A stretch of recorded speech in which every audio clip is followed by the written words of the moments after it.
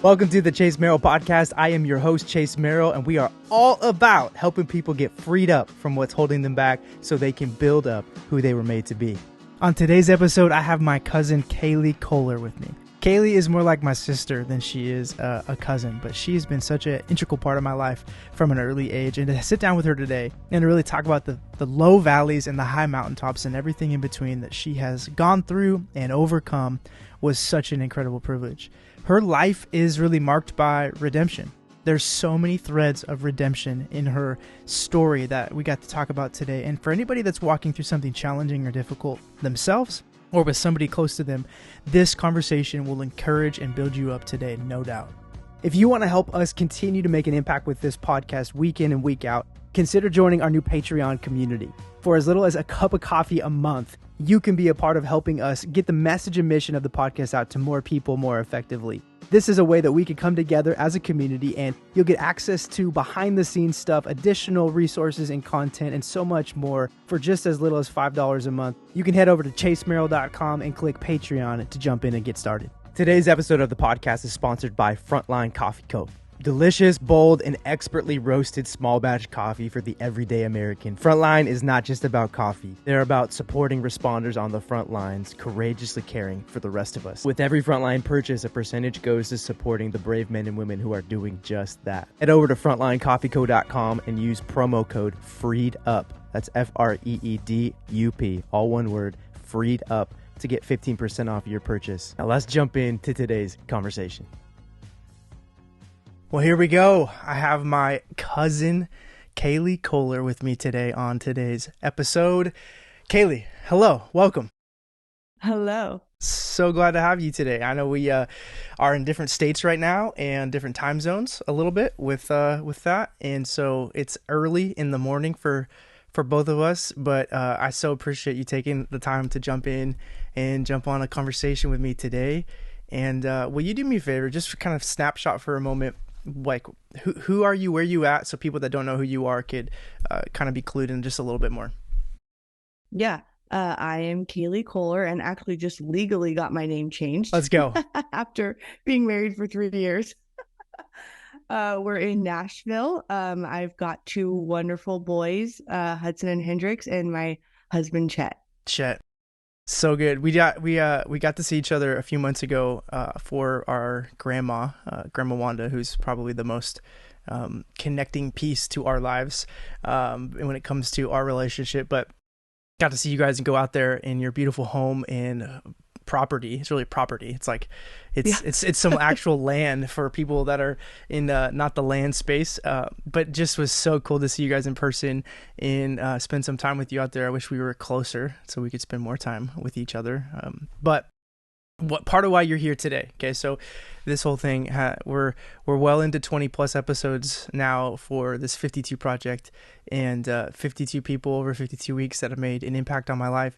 And you are one of those 52 people. And part of the reason why, outside of just being blood related and connected through family, you are a cousin by nature of our family relationship, but really, when I peel it all back, and I actually don't have to think too hard about it, you're more like a sister. And our relationship from early childhood growing up together, it was really just the 3 of us cousins, between my brother Landon and I and you. Spent a lot of time in those early years together. And then there was a season where that kind of being closer together was brought back, but before we graduated high school. And you actually, do you remember what year of high school was it when you moved in? My senior year. It was your senior year. Okay. Yeah. So your senior year, that's right. I couldn't remember if it was your junior, senior year. Your senior year, we'll get into that story in just a moment, because that's just crazy to think like, okay, all of school, high school, like you just decide senior year to move in, 6 or 7 hours away with your aunt and uncle and 2 cousins. But that really kind of like sealed it. So we had our early childhood, a lot of years together, live in Southern California and being raised around each other. And then that year you moved in, senior year, you actually ended up living with us for a few years. I think it ended up being like 3 or 4. I can't remember how all together. Yeah. That kind of like was like, all right, if there was any sister person in my life. You were it. And so we have a close relationship from a lot of years of history and experience in life. And I think about that, there's nobody else in that category for me in my life.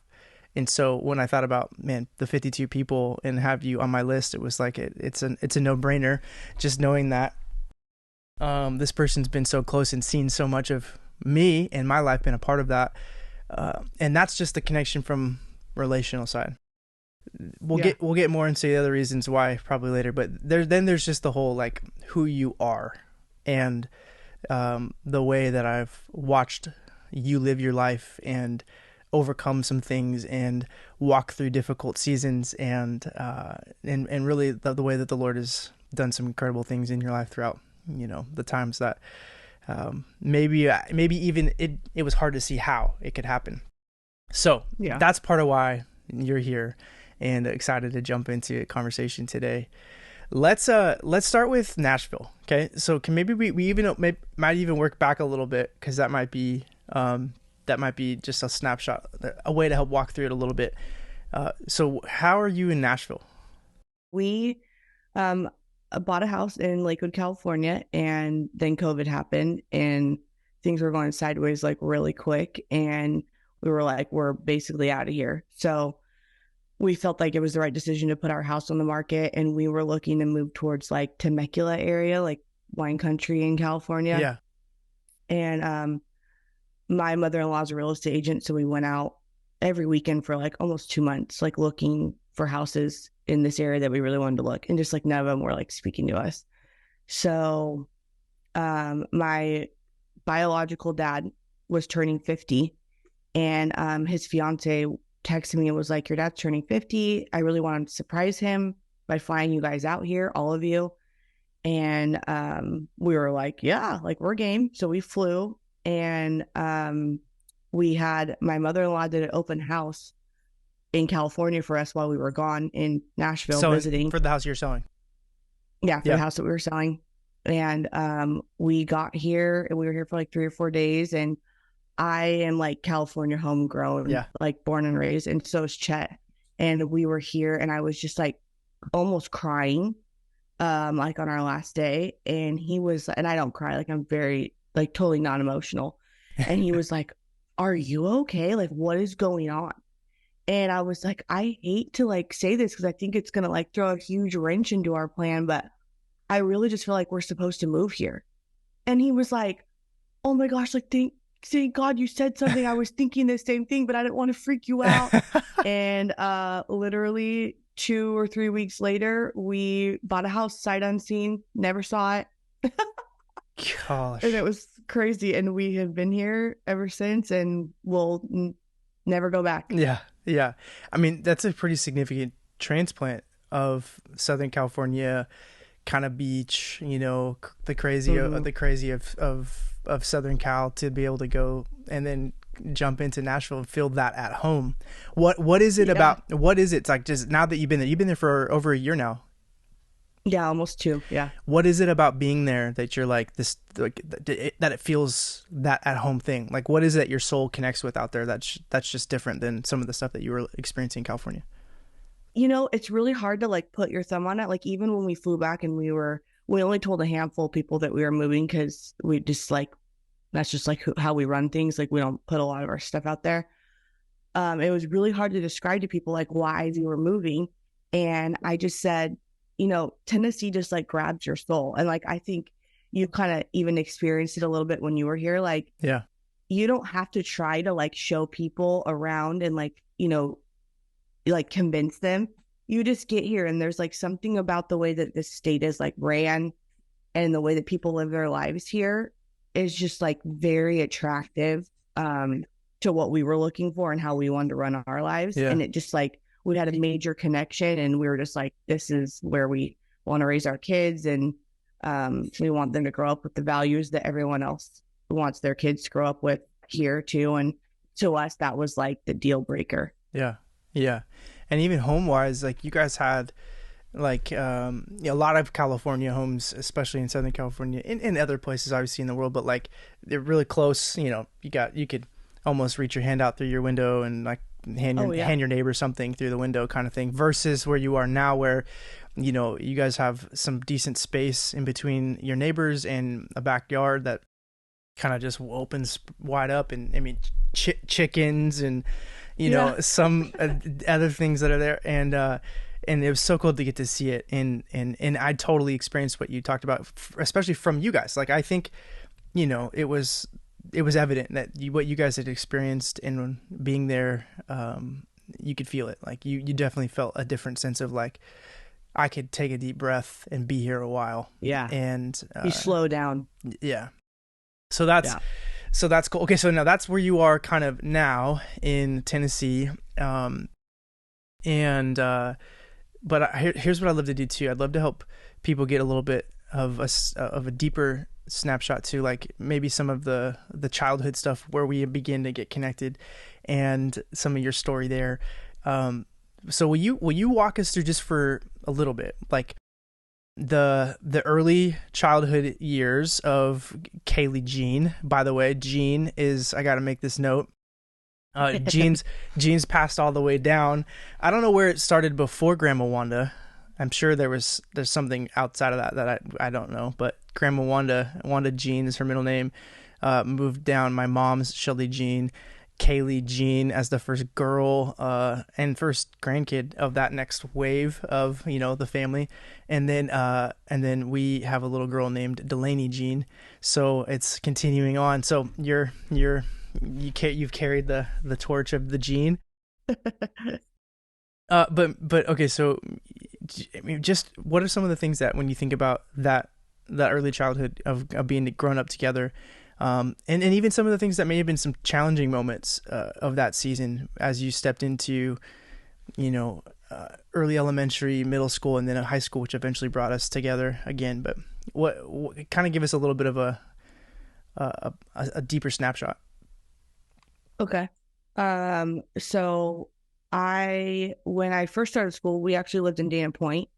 I went to private school for 2 years, like where the whole plaid headband, matching skirt. Oh my gosh, highs. I remember that. Yeah. I had a pair of navy blue Mary Jane Doc Martens, and it was just awesome. We had like, for PE, we had like equestrian riding, like it's super cool. Yeah. And then just really missed like home, I guess. Grandma was like, an hour away. Right. And so we moved back to Lakewood, and my mom started dating Scott. Yeah. And because at the time your biological dad and your mom weren't together at that time, when you were out in Dana Point. Yeah, my biological dad and my mom got divorced like before or around when I was 2. Yeah. Okay. That's right. And he was kind of like in and out of the picture. And I had a lot of other brothers and sisters. Like sometimes I would get to spend time with, and sometimes I didn't. And just like the living, like physically living far away from them made it hard to like spend a lot of time with that other side of my family. And so when she met or started dating Scott, because Scott had been around for a while, my mom was actually his high school youth leader at church. Oh my! Because their age. I didn't know that. Yeah. I guess that makes sense. So through Life Center. Yeah. Okay. Yes. Wow. Yeah. So they started dating when Scott was like of age. Yeah. And so we moved back to Lakewood. They started dating, and they got married when I was 9. And he was just like, I got to do a lot of really cool things because I had such a great like stepdad. Yeah. And I got 2 awesome brothers out of it. Yeah. And we basically were in Lakewood ever since then, going forward up until I was like 16 or 17, and kind of just having like growing pains, being a teenager, being a girl, butting heads with my mom. Really wanted to like branch out and like be and grown up, thinking, because I was a teenager, thinking like I knew what I was doing. Yeah. And that catapulted me into moving in with you guys, because things are just like not great at Yeah. home with my mom and stuff. And so it was good for me to get some space. And your mom was like, come live with us. Like, I don't have a daughter. Like, let's do this together. Yeah. So yeah, then I drove up my little white Beetle Yeah. with my flower vase in it to Rockland, California. I'm all those pictures those are vivid memories of that whole world and that season are coming back flooding as I'm talking or listening to you talk. So yeah, I mean, Yeah. just you, your mom, my aunt. So the good to, I guess, connect that to our moms are sisters. Aunt Sis is who we call each other's, call each other's moms. And she's strong-willed and has, from her own journey of like being her own independent, woman. And so like, it wasn't like, it didn't surprise, I don't think, anybody that like there's some of that in you, like I need to kind of figure some stuff out.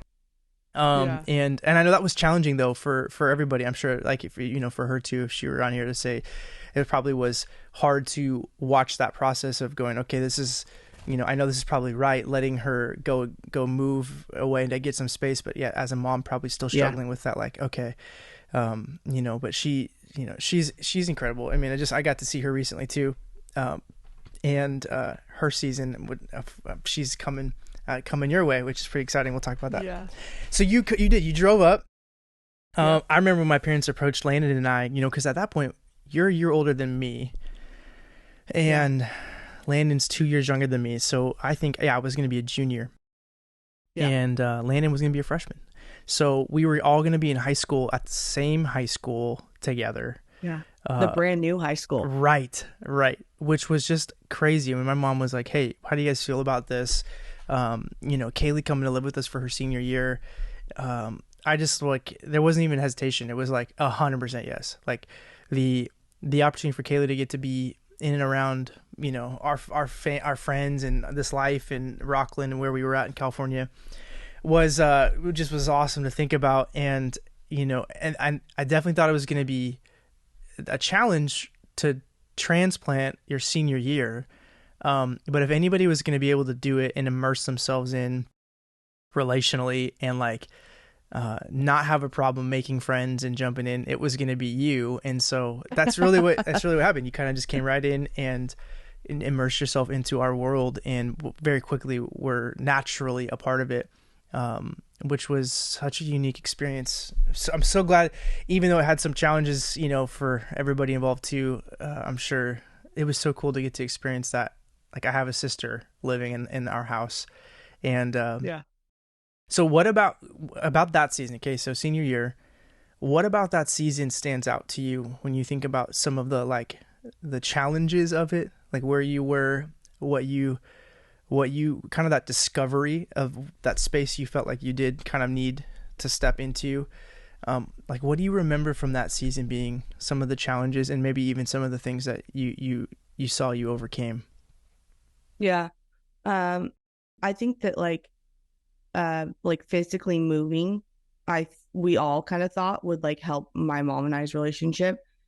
And, I kind of like to say that it did, but it didn't. We still had whatever we were going through just followed me to Rockland. So it took, I would say a good 2 years to where she finally was able to really let go and let me just kind of figure out things for myself under the supervision of your mom and dad, obviously. But, we had a deal, when I left, was that I was going to just go there for senior year and, hang out with you guys and get involved in church. And I think that my mom thought that I was doing a lot of things as a teenager that she didn't want me to do. And I remember you even saying the same thing. Once I got there and we started talking, you were like, "Oh, for sure. I thought you were, drinking and, having inappropriate relationships." And I was just like, "Whoa, no, I'm not, I don't know why it's I'm putting off this vibe. I'm this, crazy teenager." Yeah. I just had an attitude problem, really. So anyway, we had a deal that I was just going to, live there for senior year, get involved in church and turn my life around. And then I was supposed to go back home and go to Long Beach State and be a fashion major. And I remember just being there and with you guys and everyone that we were around. And Holly was one of my first friends. Yeah. And, she was like going to go off to Bible school. And I was like, well, I think I kind of want to go to Bible school, or, just seeing kind of what my options were. That didn't go over well with my mom. Yeah. It's to pause real quick on that. Like there was, like I'm remembering there were some like really powerful times during that year, like when it comes to like God stuff. Like, yeah, I remember thinking, part of my high school experience was being super involved in church and youth group and having a relationship with the Lord that was really my own.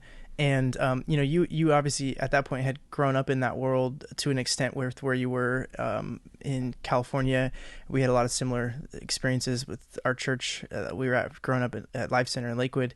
But but it was amazing to get to watch you during that year, especially like have some of those fresh, like kind of moments and encounters with God, where almost like your relationship with God kind of got restarted and or reawakened a little bit. Yeah. And I would say reawakened for sure. Yeah. And it was cool to get to see that, because I begin to go, oh man, like that's really where I feel like the Lord helped me even see, like you had a calling. Like it wasn't like you really do have a calling on your life, still do. And it was like, that was where it really began to show. I feel like the Lord began to show it to me, and I got to see it like, oh no, this girl, like the whole attitude thing, that just needs to be redirected because it's leadership. It's confidence and security and the ability to discern right and wrong and make decisions and anyway, there's so much I could say to that. But that I remember when I think about things that impacted my life, that was a big year that impacted my life when it comes to our relationship, because I was like, it was a year that I went, man, God really is real. Because Kaylee's not up here trying to fake this. Right. She's not forcing this. This isn't just like, okay, I gotta like look like I have a relationship with God to fit in and or prove that I'm, this year was worth it and I can go back to Long Beach. It was like there were moments genuinely like I watched you encounter God for real in a way that was like, oh shoot, God, you really are real. So I just, there's so many examples of stories from that year, but it was cool for me. It really made an impact in my life, and it was pretty special to get to watch you walk through some of that. So senior year, you graduated from the same high school that I graduated from. Yeah. We were the first graduating class. That's right. You were. Yeah. That's crazy. Whitney High School, Wildcats alumni. Let's go. That's right. You were. I forgot about that factor, that you were, as a year older, that was the first graduating class of Whitney High School, 2008. Wow. So then you locked in a little bit. Like, I want to kind of stay here in this area and maybe see after high school, not go back to Long Beach. And at what point? So I'm thinking about that transition.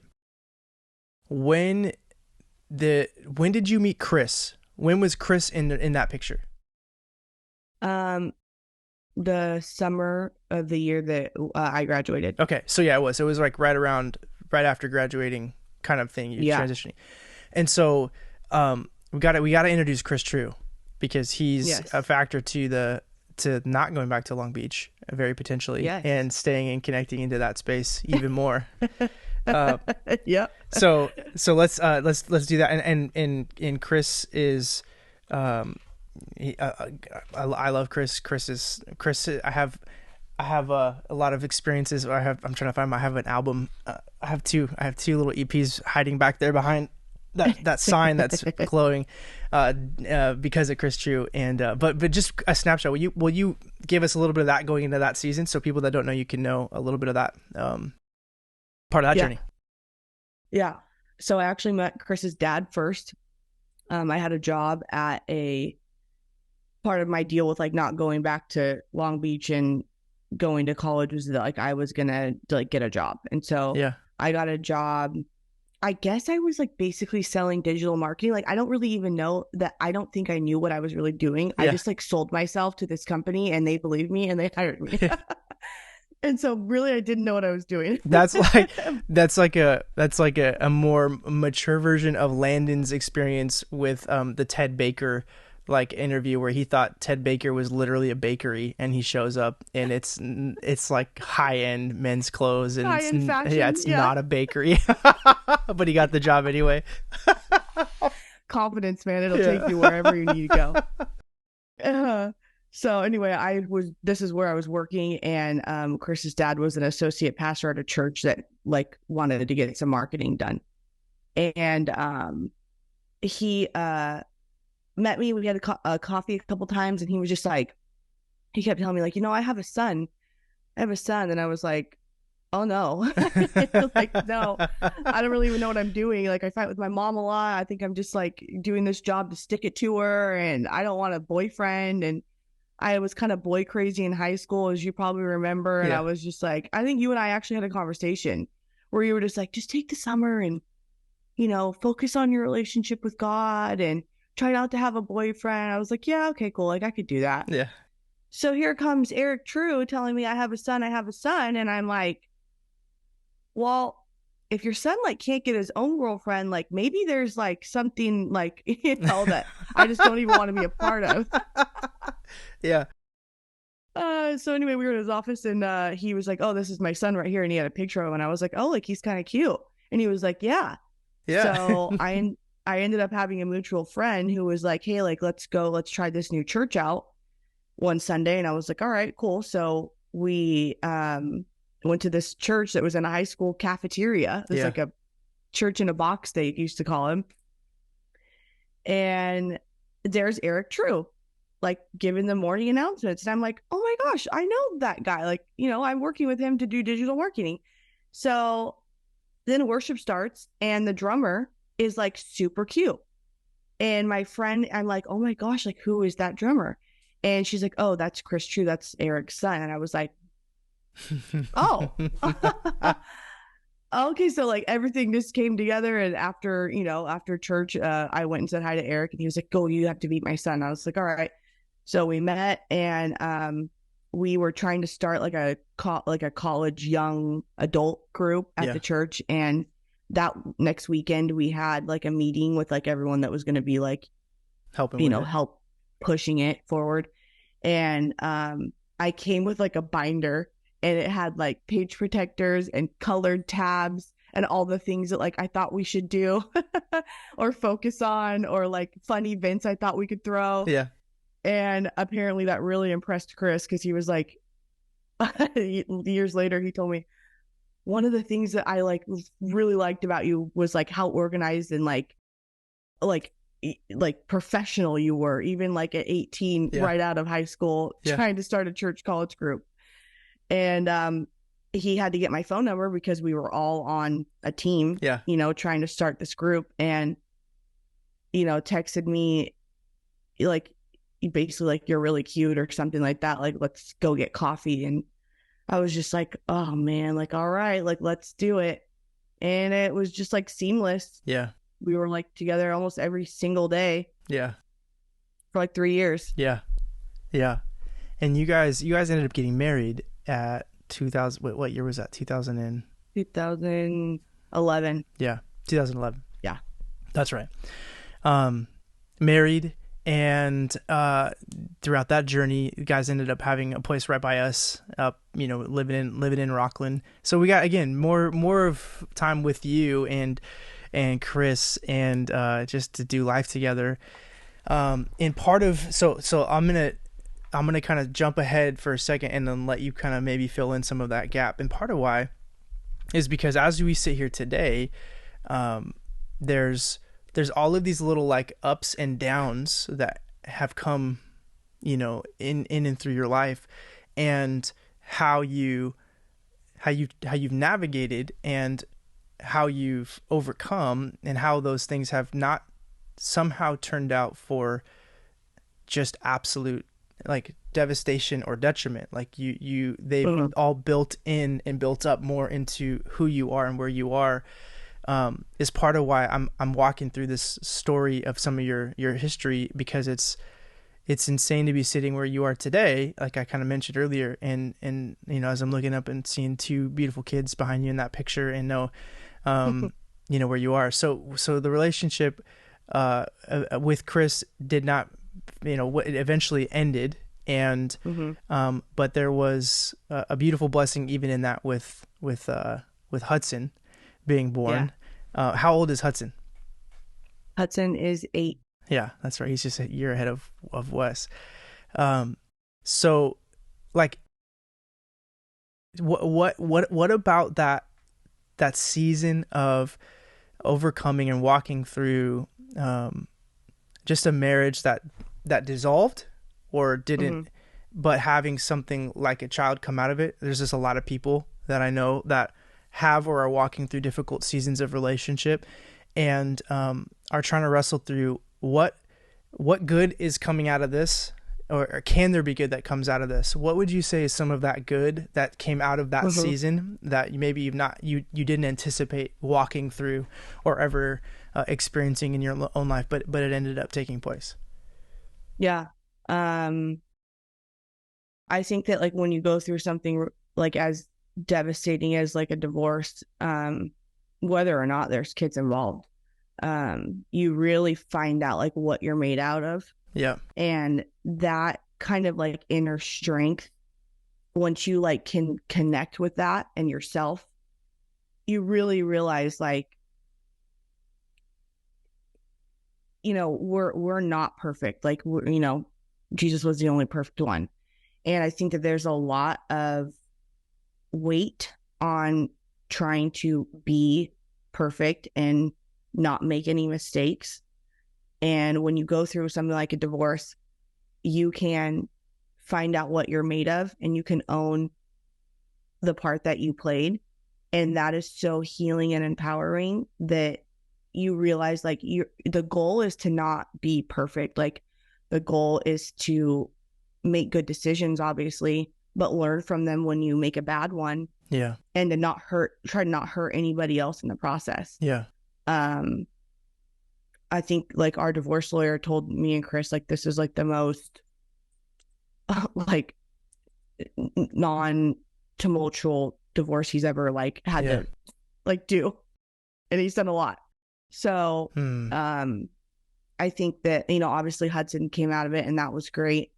But our timeline was really, we got married really young. Like, we were barely legal to like drink alcohol at our wedding. Like, we were very, very young. And for myself, I was really coming into who I was finding out that I was going to be. And that had, Chris had nothing to do with that. None of that was his fault at all. He basically was like collateral damage and me trying to like grow up. Yeah. And a lot of that stems from my childhood and not having like a father figure in my life for a really crucial amount of time, and having a mom that's like very strong-willed, and I had a lot that I had to work through, and I didn't realize that until after I was married. Yeah. So as far as like good things that came out of it, I mean, we got Hudson, which was like the best thing. And I really got to figure out like who I was and what I was made out of. Yeah. And really just like unpack childhood issues that I didn't even know were affecting my adult decision making. Yep. And just having like just having no shame in my failures and my shortcomings, and just owning up to it really just made me like see a side of myself that I didn't know was in there. Yeah, 100%. One of the things that I know you might be able to give some insight to for people that are walking through difficult things with people that they care about and love. There were times like I was watching you go through what you were walking through, and there was definitely this piece at times of like, okay, she's making some of these decisions that are maybe bringing some of the challenge that she's experiencing on herself, but feeling like I could not do anything or say anything that would stop it or get through. Like, I remember feeling helpless at times of my own life with you, and I know I have had with other people, of like how no matter what I say or do, it feels like she may not want to receive or hear this.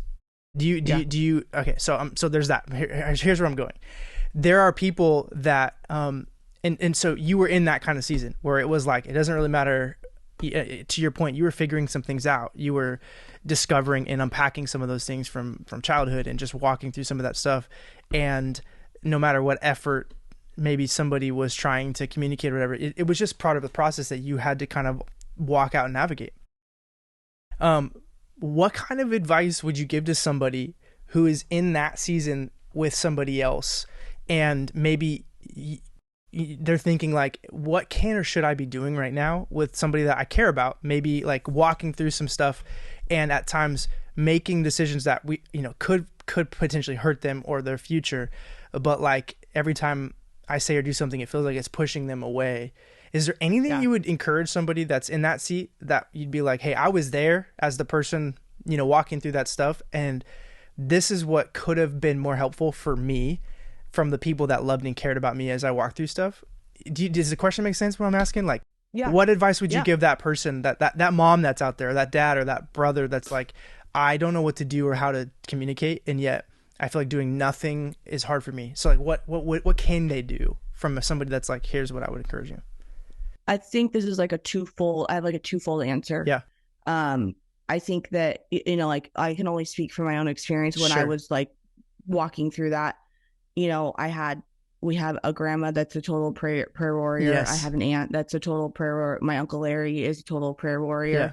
And I know that just, praying for that person, and I don't want it to sound like a Sunday school answer, because it's not. It's a real, like there's a lot of power in that, because you are basically aware that like you're not trying to manipulate the person, and that person won't feel like you're manipulating them if you're just praying for them, in the comfort of your own home. Yeah, sure. And because God can do things that humans can't even like get close to doing. Yep. So I would say that first. And great. Then the second thing, like the more worldly answer, I would say is just if you create a safe place for the person to come to you, because I think I would have been a lot more receptive to things that like you and your mom and grandma were trying to tell me, if I wasn't so worried about being judged. Sure. If I wasn't so worried about the shame that would come if I were to open up to you guys about the things that I was doing, because and me and my husband talk about this a lot, because we have kids and they're going to grow up and they're going to make mistakes. And we like having like an open door policy really changes the way that people receive things when you talk to them, especially about, sensitive things. Yeah. So, yeah, that's really good. So good. And really challenging too. But I do think that, and speaking of your kids and their future, I think you and Chet are going to do an incredible job at that, creating a safe environment where, they know what, structure or right and wrong and principles and truths that you guys hold, that you want and desire them to hold, but that they're going to feel a no judgment, no shame zone, which I think is exciting when I think about, again, part of the story, I think, of your life and part of your testimony at large is like just the incredible redemption and good that's come out of beauty from ashes. I mean, really, it's like that. Yeah. It's that like beauty from ashes thing. There's a lot of things that have happened in your life where a lot of it a lot of it out of your control, some of it in your control, but that like for all intents and purposes, like, you really shouldn't be sitting where you are with what you have in this season, based upon just some probably even statistical analysis of people that have experienced what you've experienced. And yet here you are. And so I think that's so beautiful with what you're talking about. You and Chet, which I'm going to talk about Chet here to kind of come into the wrap up of this.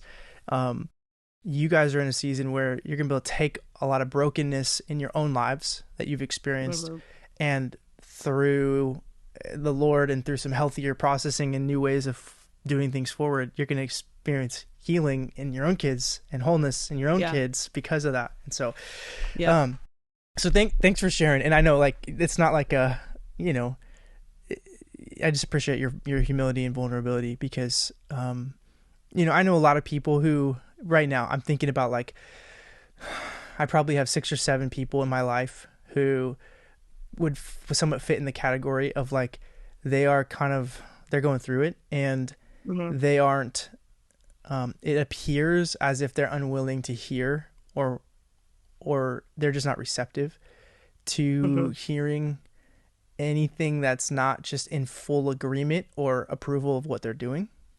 And I think a lot of people struggle with that. How do I remain loving and judgmental? Yeah. And yet, but also feel like I'm not also okay with what's happening, right? Like there's just such a weird tension and balance to hold there when you're like, you know, I love you and I'm not going to stop loving you, but like also like you're hurting yourself and a lot of people in life as you're walking through this, and to say nothing feels counter to who I am because but yet, you know, and so I have those people I'm thinking about going like, what do they actually need that I could do better in the meantime?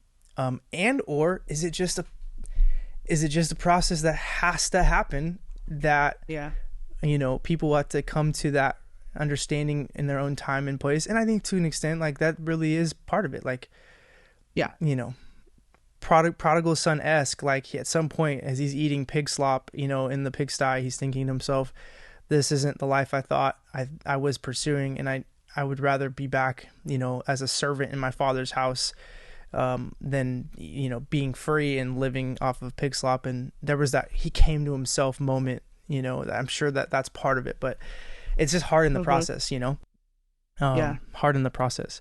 But, so you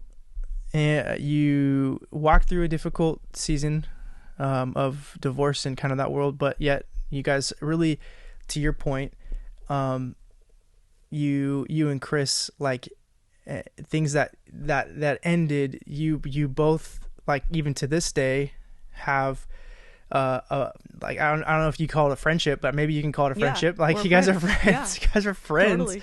And but that didn't happen right away, obviously. So I'm gonna kind of fast forward a little bit. You moved back down to Southern California in kind of that world that you had been raised up in, and then met another man who is currently an app. Well, I'm just thinking just all the different things I could use to describe Chet.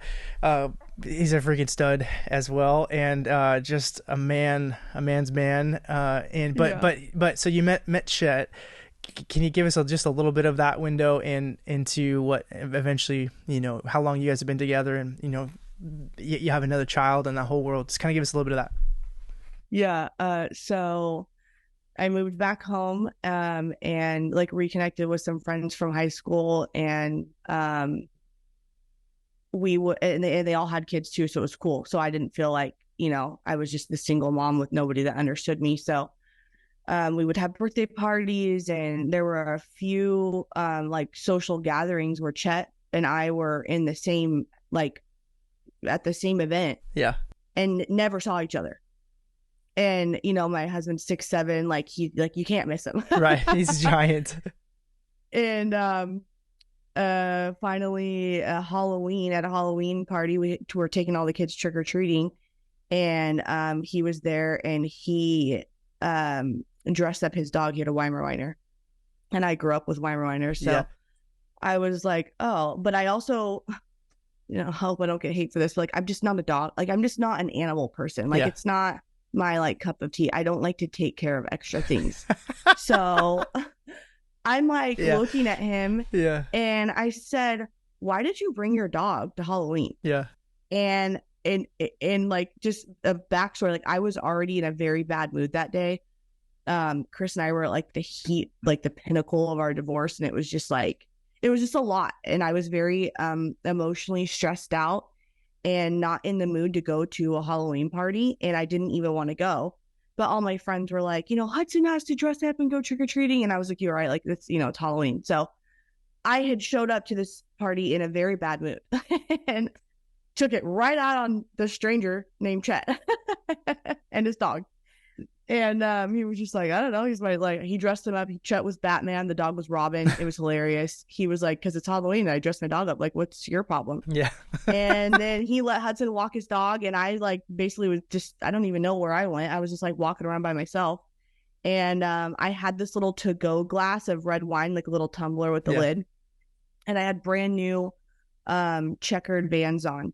And we're like 2 houses from being done trick-or-treating. And I dropped my wine all over my brand new shoes. Oh gosh. And I was like, oh my gosh, like this is just not the day. And Chet like turned around, picked it up and was like, oh, like you'll be okay or whatever, gave me the wine back and then ignored me for the rest of the night. And I had been hit on so many times in this like few months that I was home. For him to not hit on me, I was like, like, wait a minute, why is he not continuing to talk to me? And then a couple weeks later, I followed him on Instagram and he followed me and he had posted something that really reminded me of my dad, Scott. And it was around Christmas time. It was a meme. It was 2 reindeers in a car. And it said, like, get in, loser, we're going shopping. And that was just hilarious to me.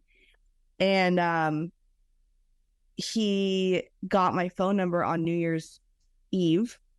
The same friends that were having that Halloween party with all the kids had a New Year's Eve party. And they were like, you're going to come, right? And I was like, I don't know, like, I guess. And I said, well, is Chet going to be there? And my friend was like, what? And then her husband came around the corner and was like, what? Like, are you asking about Chet? And I was laughing because he was the only like one that was single because everyone else was married with kids. And he was the only one that I realized like just had his dog. Yeah. So they thought that was incredibly hilarious. And they texted Chet, like, you better come to this party. Like, Kaylee's asking about you. Like, you better show up. But he was out of town. He already had plans. So he was like, I can't. So on New Year's Eve at midnight, he texted me, Happy New Year. It's Chet. And like, that's our little, like, we just like a little inside joke now. And from then on, we were just like inseparable. It was something came out of the blue. I definitely was not expecting it. I don't think he was expecting it either. He said something like, find a babysitter and I want to take you like on a nice date. And I was like, okay. So I was talking to Grandma about it and I was like, should I go? Should I not go? Like, I'm trying not to date anybody right now. And Grandma was like, I went to school with a boy named Chet, but his real name was Chester. Do you think that's his real name? I'm like, I don't know. And Grandma said, why don't you go on the date and find out? So for Grandma to give me like the green light, big deal. that meant a lot to me. Yeah, big deal. He took his tooth out. He's missing his front tooth because he's a hockey player, and took his tooth out of this really nice restaurant and put it in his pocket. And I was like, just take your tooth out and put it in your pocket? And he was like, yeah. You never dated a hockey player? I was like, no. I mean, obviously, look at my face. No, I am not.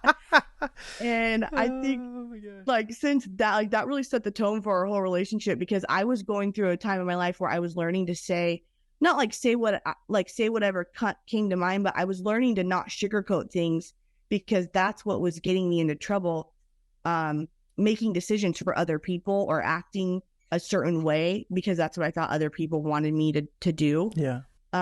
And Chet is the same way. So I was blossoming into this new person, or who I always was. Yeah. And able to show him that right off the bat. And we just like totally connected on that. Yeah. So like it was like something I've never experienced with anybody else before. Yeah. It's beautiful. And it's amazing. I just, some of the things that I got to experience being at your guys' house a few months back, and the way you guys complement each other in your personalities, in your makeups. Like he has just a kind of a perfect balance of strength and flex. Like he's not overrun by your sass, but he also he knows how to like lead when he needs to lead, but care and serve, and just it was so cool to watch him love you and your boys the way that I got to see him do when I was there, and getting to really be around him for the first time more so in person. We've talked and connected before, but not like that. So so here's like, okay, so this is kind of the way I want to wrap up, and then have you kind of answer the question that I ask every guest towards the end of the episode. But I want to kind of walk through some of these kind of milestone places, and for people to get to see this without a ton of detail, but like why I think this is so extraordinary. So Chet, so you and Chet are married. You've got, Hudson and Hendrix that are, 8, and how old's Hendrix? He's 3, 8 and 3. And you got a great relationship. Obviously things you're still, learning and working through, like we all are in different, great relationship. But like redemption, like just look at his life and your life, and to be able to have a spouse that, loves, you love each other, you love your kids, and you love the life that you have. It's beautiful. Redemption coming out of having a marriage that didn't work from your side of things, and I'm sure Chet had some brokenness in his life too, in relationships and things that but that's where it's at now. There's redemption in that beautiful place and where you are. So there's a redemption moment there. There's the beauty from some of those ashes. So then sliding down even more, you've got your dad, your biological dad, Daniel, who is out there in Tennessee, not too far away from you, and is in your life now in a way where it's like the relationship of 30 years ago of is being renewed and restored, and you're getting to experience a relationship with your biological dad like you'd never have had before, and he gets to experience grandkids in this side of things, like he maybe hasn't gotten to do before. There's some redemption there. So moving back even more to Chris, who you were married to previously, and had Hudson with. Chris is now out in Tennessee, not too far from you guys, and is engaged to another gal who's been with for a while named Bridget. And from what I've heard, you guys have actually have hung out together with like the 4 of you. Like, is that true? Like there's like times where that's like, and it's like good, and it's like not like it's like just there's some friendship, there's some like, man, the way that it's normal, and it's like it's enjoyable. And I'm like, redemption, like you got something that shouldn't be, for the way that the world has looked at all of that, going like, a divorced couple who have a kid together, there's a lot of potential tension and animosity and bitterness and all that stuff there, are hanging out now with their new spouses, fiancés, whatever, and able to create an environment for their child that they do share together, to see that like there could be healthy relationships somehow in this. It just blows my mind. I just think it's crazy, and it's just redemption. And then kind of here's where, and there's probably even more to all of this, but I think about your mom, who you mentioned from the beginning. There's been ups and downs in some of your own relationship, right? And and she's moving out. In fact, she's already got a house, and her stuff's already moved in. She's just gonna be driving. She's driving over. I don't think she's flying. Or is she flying? She's flying over one-way ticket? Flying. She's flying. Yeah, she's flying. She gets here Tuesday. Is moving 5 minutes away from you in Tennessee to start a new life in a new place, to be closer to you and her grandsons and her son-in-law and family, which is significant. It's ginormous, because Aunt Sis doesn't leave the beach and her world, world, right? Yeah. And yet I see it. And the only reason why that's happened is because of the redemption that's happened within your guys' relationship. Right. And I just go, man, if one of those things was there, if one of those redemption moments was there, it would be significant. Cool. Yeah. Yeah. Like, wow. but we're talking about like 4 or 5 like lifetimes of redemption moments, which doesn't guarantee there's not going to be challenging things in the future, obviously, or that everything is hunky-dory, but it just needs to be, I want to acknowledge it and like just say like, wow. I mean, because that's like, that right there is, to your point, Kay, you mentioned this earlier as you were talking about you on your journey of kind of like having to figure some things out for your life. The goal is not perfection. It can't be. And that's the reality of life. Life isn't perfect. Yeah. And there's going to be so many things along the way that make it impossible for it to be. Like Jesus is the only one who could have lived it.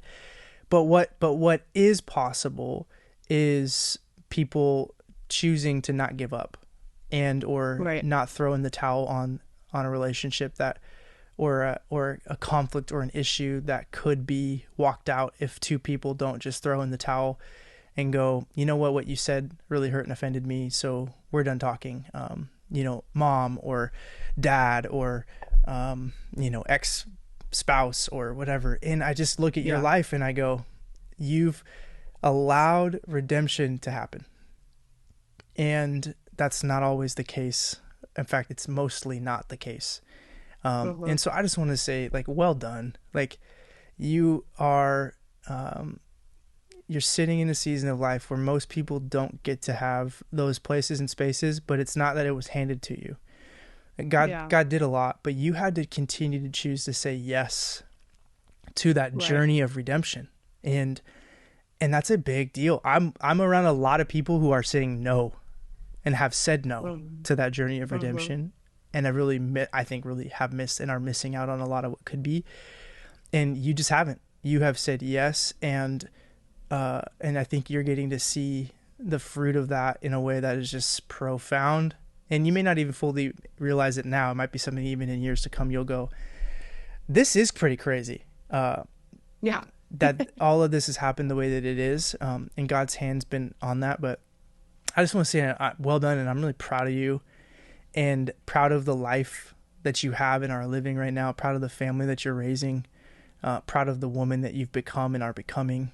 And it's something that senior year of high school, Kaylee, when I begin to see, oh shoot, this girl's like not just like, the cute girl all the guys, trying to, hit on, and she's got some sass and some attitude, but I mean, she's not just she's got like a calling. Like she's actually like, and by the way, I think that calling, like there's still probably some unrealized stuff, like calling, like in the ministry space that you may or may not, like I would say, like you got a calling in a lot of, I mean, I wouldn't be surprised if like in a certain amount of years you come back and you're like, I feel called to some ministry. I won't be surprised if that happens. But the even bigger calling than that, I think, is your ability to bring people together and see that redemption process happen. Because you're the factor of all of those things. It's Jesus and then you as the X factor, right? Like all of those redemption stories, there's one common denominator and you're a part of each one of them. And so if you thread all that through and you go, okay, why is it, you can kind of point it back to you. I mean, it's God, but also Kaylee is in this and is continuing to find a way to say yes to that. And that stuff you won't even see for Hudson, for Hendrix, for your future grandkids, the gift that you're giving them that they'll receive because you've said yes to redemption.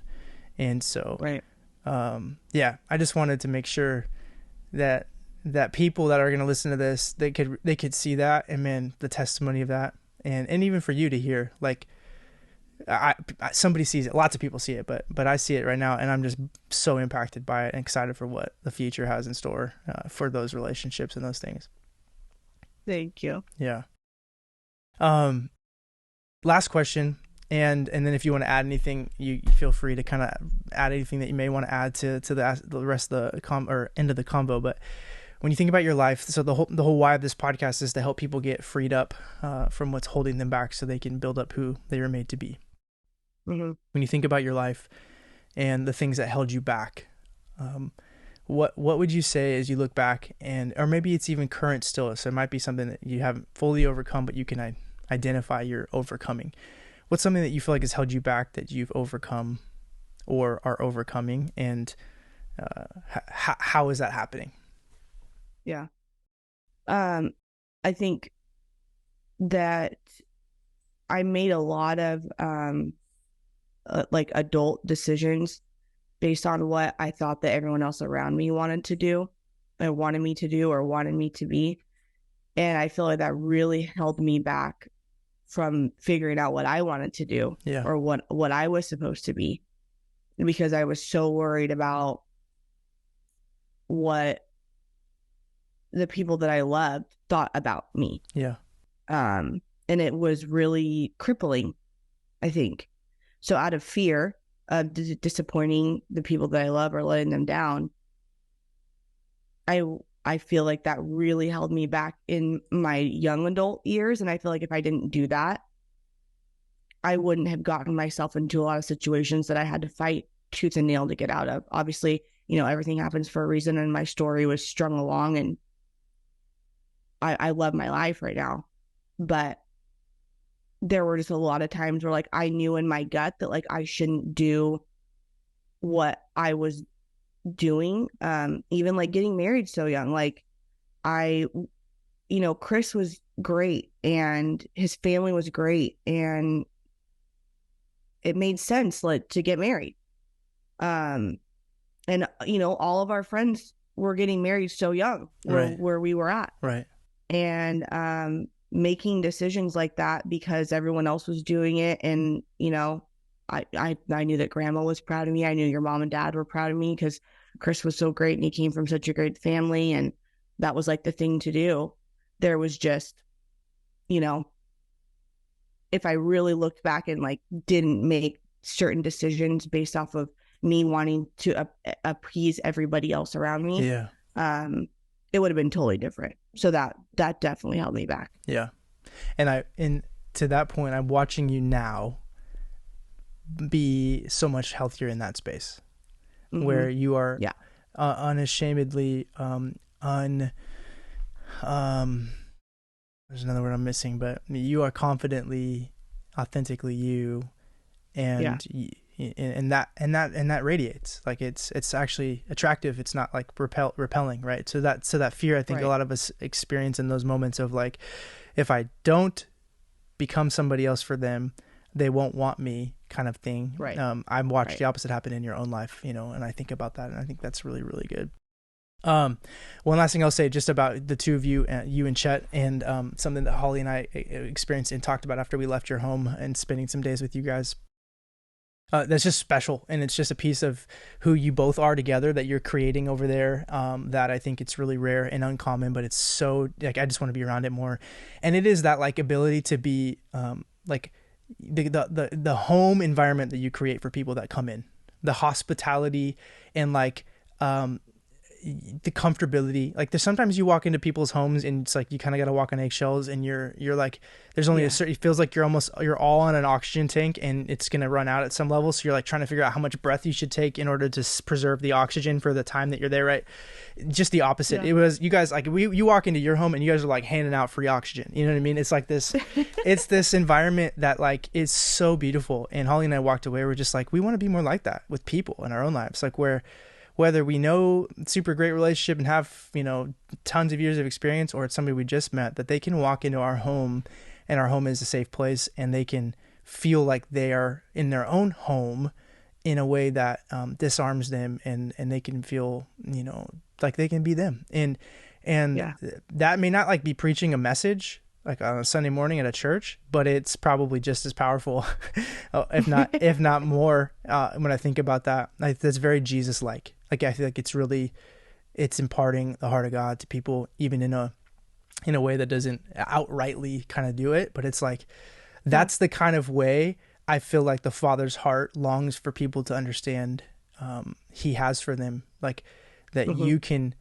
you can come into his presence in a way that's like, you don't have to put on all this stuff in order for him to accept you or for you to feel like you're a part. Right. You can come in and he loves you in that way regardless. And then as you feel like, I'm okay, I'm safe, the real conversation can happen. And you guys, you and Chet have just done such a incredible job at creating that in your own home. And it's not like you're trying, it's who you are. Like that's it. Like it's not like you're okay, Chet, let's be really hospitable. Like you guys are that. And it takes two to do that. Like you're both together in that mission. And I think it already has, but I think it's going to continue to impact a lot of people in the years to come in your guys' life and family. So I love you.